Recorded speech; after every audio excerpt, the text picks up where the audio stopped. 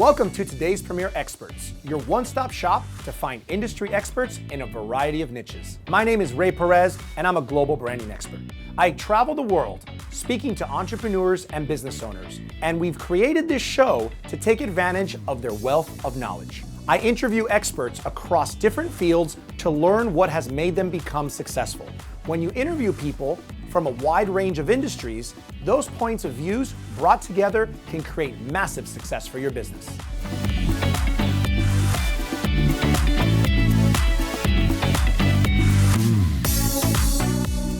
Welcome back to today's Premier Experts. I'm your host, Ray Perez, and today my special guest is Eric L. Dunavant, the Mindset Disruption Strategist. Welcome to the show, Eric. Ray, so glad to be here. Thank you so much for being here. And like I always like to start off the show, explain to me exactly what a Mindset Disruption Strategist does. Yeah, so our mindsets right now, whether we realize it or not, are set by the society and everything that's going on around us. Yes. And so the way that we live our lives, we like to think, how can I be more in control of my life? How can I get what I want out of life? And if all we do is go forward letting someone else's agenda control us, we probably are not going to end up where we want to be. So as a mindset disruption strategist, what I am doing is helping people disrupt the way that they're thinking right now. And in that disruption, actually discover what it is they're going after. What are their passions? What do they want? So we can create a strategy to get them where they actually want to be. When I was a young kid, my dad sent me a book called "If You Don't Know Where You're Going, You'll Probably End Up Somewhere Else." Right? I like that. Well, no, it's a most I gotta look that book up. Most people don't know where they're going. They think, they have these dreams, they have all these ideas. Here's where I want to be, here's where I want to go, but they have no plan to get there. And so as a mindset disruption strategist, what I want to do is let's disrupt this mindset that's kept you in this rut of where you are, and let's create a strategy to get you onto the path to what you really want to create, something great for you and your family and your life. I love that. And you do that in a variety of different ways. So first, let's talk about your company, Paradigm. Yeah. Explain to me exactly how that works. What is Paradigm? Yeah, so Paradigm is a word that we made up that means beyond the day. So let me tell you a little bit more about that. So from a mindset standpoint, when people are thinking about what they have, they're thinking about accumulating. We live in one of the wealthiest times that has ever existed. Yep. But one of the things that we can't seem to escape is the fact that if you look at it, 90% of wealth fails after 3 generations. But this is not a brand new thing. This has been around since the beginning of time. And so when you look at that, what we created Paradigm to do is we went and we said, what is the core problem inside of this? What is the disruption that needs to happen inside of our mindsets to make something different happen? And what we truly believe is the difference is everyone is chasing financial success. Mm-hmm. And what we believe is that it actually happens at the intersection of family and finance. And if we can pull people back, so let me give you an example. Most financial things are done inside of conference rooms. You go to see an advisor, they pull you into a conference room and all this work is done. Yep. What if the most important work you could do to create the strategy for your life that you want was to do work in your living room with your family? And so like in our office in Covington, Louisiana, we actually have a living room that we invite people to come into and sit down. Let's talk about all the family things, about all the things that you dream, and let's disrupt the pattern of what you're doing, hit this intersection of family and finance. And what we actually find, which is so cool, is that people actually save more on taxes. They can do more in their life because they're getting out of this rut that they don't even realize the financial industry is even stuck in right now because all they can focus on is the financial side. So let me get this straight. So in your office, you actually have a living room set up so that you meet with your clients in your living room office. Yeah, so our theme is your living room or ours. Wow. But our preference is actually, please come to our living room because I live in a small town called Covington, Louisiana. But I tell people it's Mayberry, and it is. And if you flew into New Orleans, you would cross a 24-mile bridge. The minute you hit that bridge, what we tell you is leave everything behind. We're actually putting you in a time machine, and we're going to take you back 20, 30 years. It's a slower pace. It's a slower time. Come experience Mayberry. Come experience our living room, and let's work on the things that matter, and let's make a difference in our family and actually create generational prosperity. Let's try and disrupt this pattern of failure after 3 generations, but let's see what that truly means for us and how would we actually get there. Well, you have a very interesting angle on how to do this, but let me clarify. Who exactly are your clients? Yeah, so our best client is a business owner who's about 1 to 5 years away from exiting a business. And the key reason for that, come back to this idea of disrupting patterns and this intersection of family and finance. The reason is because a business owner who hasn't sold yet has on paper something that's worth a whole lot, right? But you can't take that to the grocery store. And on day 0, when the business sells, now all of a sudden there's a huge liquidity event. Now we have a whole lot of money in the account. Got it. What most business owners miss is a lot of the family issues that they've been ignoring throughout the years. One of my phrases is money doesn't cause problems, it simply magnifies and exposes the issues you've been ignoring. And so we want to have those conversations. What are the family conversations we need to get ahead of before the money can get in there and disrupt? It could be you think this is going to be the happiest day of your life. And if you have unresolved family issues going on, it may be one of the worst days of your life. Wow, I never really considered it that way. Yeah. Wow. So now you guys have a very strict qualifying procedure for clients to be able to work with you. Talk about those 6 pillars that you guys have. Yeah, so there's 6 principles. Principles. Yep. And we call them 6 principles of transformation because when you're disrupting this mindset, we're going to completely transform what you're doing and where you're going. So there's 6 of them. Principle number 1 is your top asset is your family. If you're a guy who's always staring at the balance sheet and this is the most important thing to me, we're not a good fit. The second piece is your top investment is your business. Because we understand there are a lot of good investment managers out there. I've never seen one of them be able to top what a good owner of a business can do. Yeah. Number 3 is your control of money is finite. So when someone comes in with this mindset of, I want to try and control this beyond the grave and I want to try and set rules, no, it's never going to work. Yeah. And so you actually have to understand, I've got to prepare the next generation. You have to have a mindset of, I'm stewarding the next person who's going to have this rather than trying to have that control. Wow. All right, so if your control of money is finite, then the next principle becomes super important, which is transformation happens in relationship. You've really got to then start pouring into these relationships. Principle number 5 is that generosity defeats scarcity. If you are stuck in a mindset of scarcity, to get out of that, the best way to do that is through generosity. And then our last principle, because we're a faith-based organization, we work with a lot of faith-based families, is that today echoes through eternity. Everything that we do is going to have an eternal impact. And if we begin, going to go back to Stephen Covey's begin with the end in mind. Yep. Why are we doing? What's the purpose of what we're creating? And that actually takes us back to the beginning of when we're pulling the family into the living room. And let me be really clear, we start with just mom and dad. This isn't about pulling all the kids and everything together. It's starting with mom and dad and then helping them get clear. But there is a time when it is time to bring all the kids into the room and have these conversations. Wow, I love it. And so basically for a client to be able to work with you, they need to be in alignment with those 6 principles. Absolutely, yeah. Wow. Because if you're not in alignment with those principles, there's going to be a rub at some place. We're going to recommend that you do something, and if it'd be the same thing. If that's not in alignment for you, why would you want to work with someone who's going to bring those principles? The greatest success that we have and the greatest partnerships that we have happen when that alignment is there. And if you look at the tax savings and the amount of increased generosity that the families that we've partnered with have achieved, that alignment makes all the sense of the world.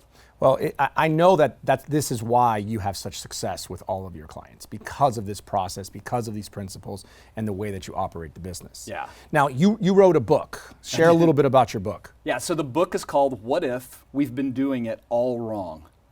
And it was this idea of all these mindsets that we're holding on to, but especially in the financial arena, the way that the financial industry has conditioned us to think actually benefits them. Yes. A whole lot more than it benefits the individual person. And so I wrote a book specifically on this idea of what if we've been thinking about just building wealth? What if we've been thinking about inheritance? What if we've been thinking about investing? What if we've been thinking about giving? What if we've been thinking about all of these things in the wrong manner? And I challenge the way that people think, to disrupt it and give them a new direction, a new strategy. Wow, it makes me think, what if they've been lying to us all this time, right?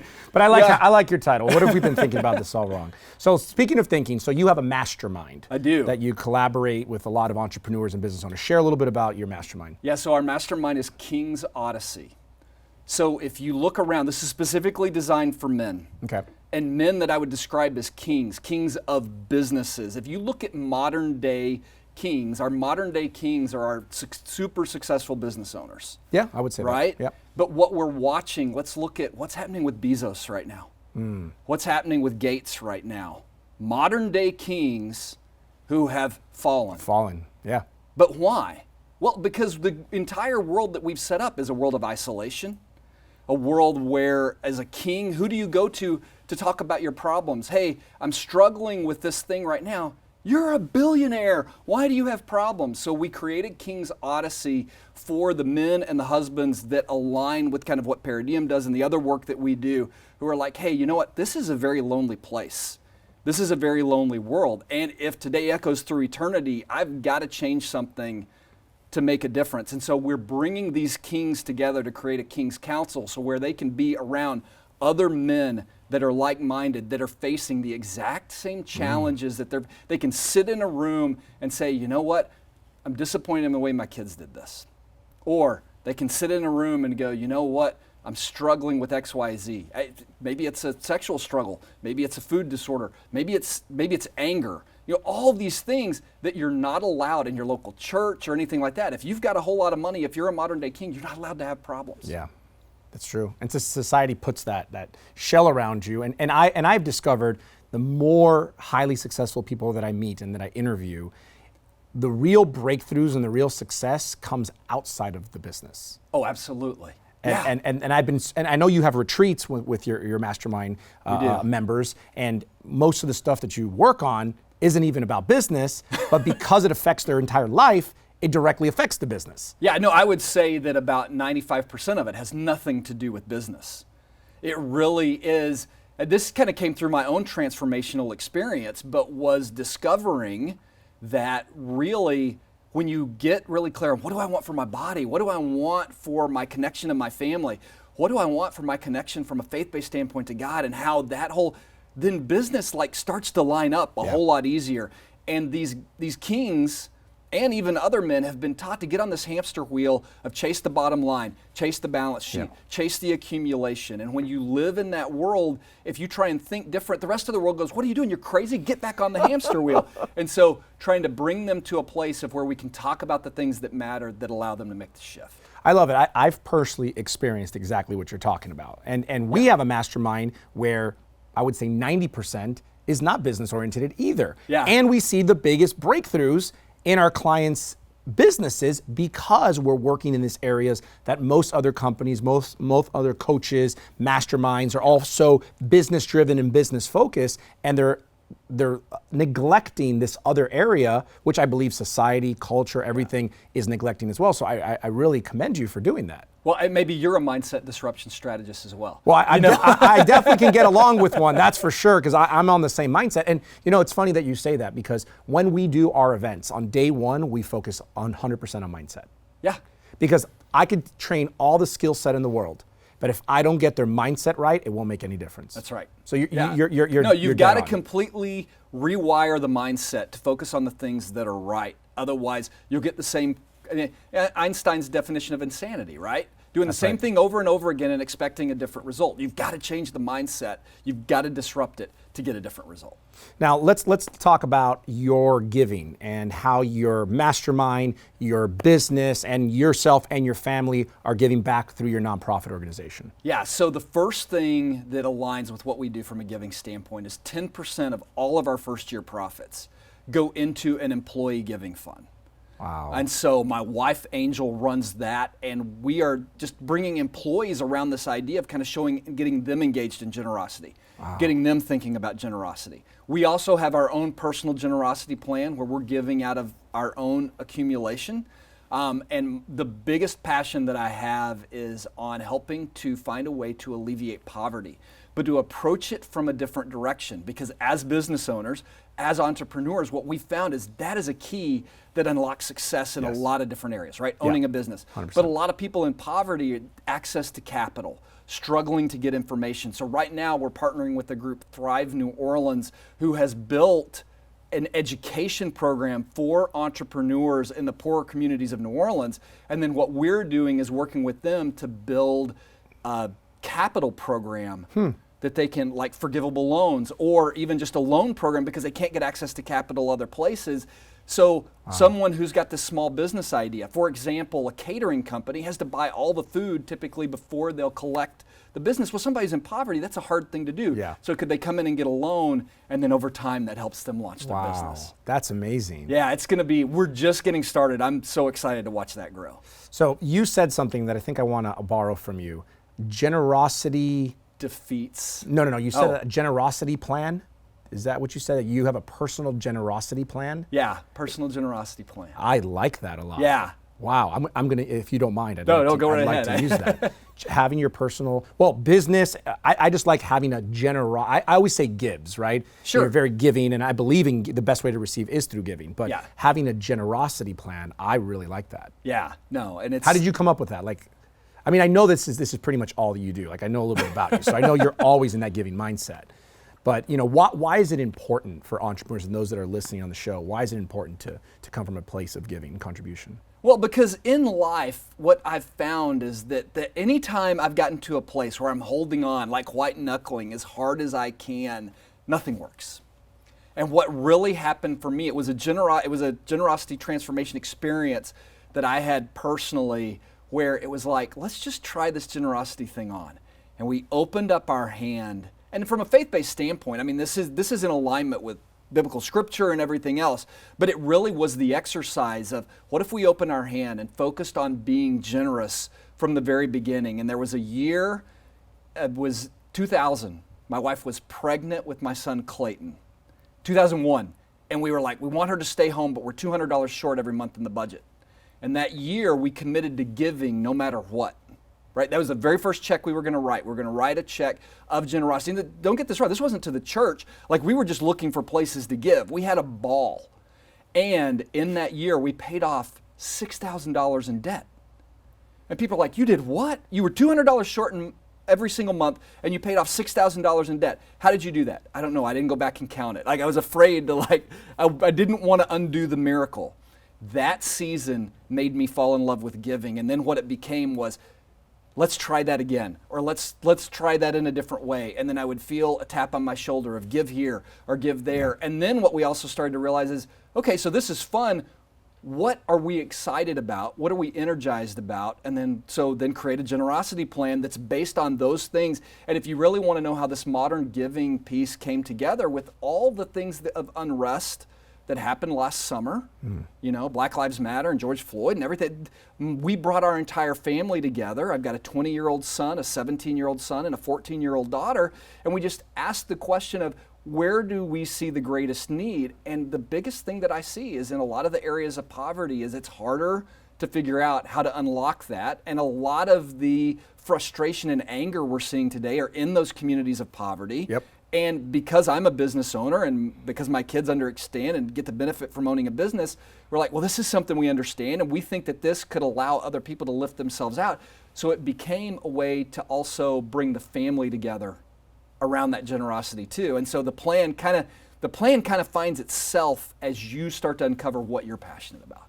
Well, I love it. I'm in aligned with it. I remember a few years ago, giving was a huge part of my life and what I do, and a part of my business. And then one day I made a shift. Instead of making it a part of my business, I wanted to lead with generosity, lead with giving the business. And I remember when I made that shift, if I look back, the business has just been straight up ever since, right? So I agree. I have experience, and I feel exactly in alignment with what you're doing. So I acknowledge you for that. I forget who said it, but someone made the comment that no one has ever become poor by giving money away. I like that. I don't know who said it, but I will agree with you, because I've had those times where I don't know how I'm going to pay everything off. I still made my tithe, and then all of a sudden everything was paid and there was an abundance at the end of the year. So, Absolutely, right? So, and it's consistent. Well, I love the mindset. I love the fact that you lead and you teach your clients to do this as you're assisting them with their wealth and how to manage it and how to give back to others. And so if people want to learn more about how to work with you, be part of your mastermind, support the nonprofit organization, what's the best way for them to do that? Yeah, so the best way to get in touch with me is at my own personal website, which is ericl360.com. And the great thing about that website is you've got access to my videos, you've got access to all of our websites of where we do business. You can connect with me anywhere on all of my social media.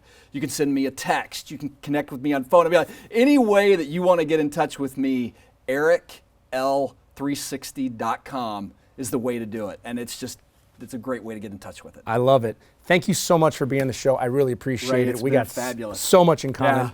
And thank you for joining us on another episode of today's Premier Experts. I'm your host, Ray Perez, reminding you to never leave for tomorrow what you can do today and always stay true to your brand.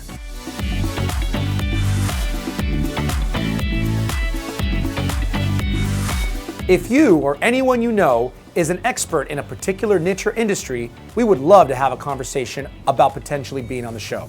Just visit todayspremierexperts.com, click on Be a Guest, and fill out the form.